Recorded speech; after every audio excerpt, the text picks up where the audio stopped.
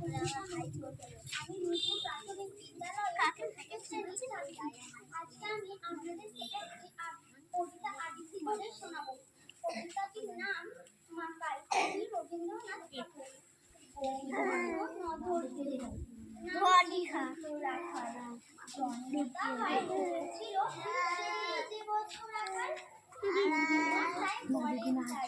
বুদ্ধি জেনে একেবারে দ্বিতীয় ভাগ করতে সারা 6 মাস ধরি না কাল লেগে লেগে বলেন বাঁদর নাম দিনু তোর মাকাল। নামটা শুনে ভাবলে প্রথম তারপর সে বাড়ি এসে করলে সবাই তাকে শুধায় কি সকল শেষে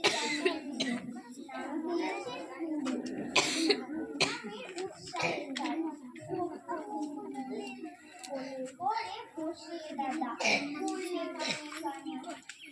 মশাই গাল দিয়েছে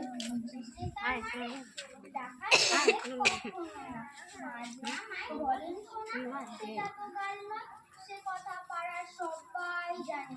আচ্ছা তোমায় দেখে দেবে চলো তো ওইখানে। তিনি নিয়ে গেল তাকে কুকুরবাড়ির কাছে।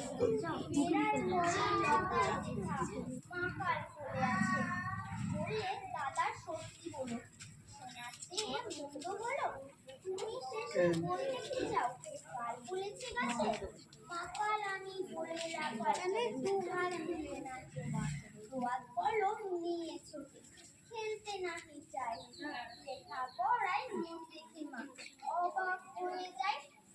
খাবার বেলায় অবশেষে দেখে ছেলের কাণ্ড এসে নিচে পড়ে ঝুঁকে পড়ে খাতার পাতাটাই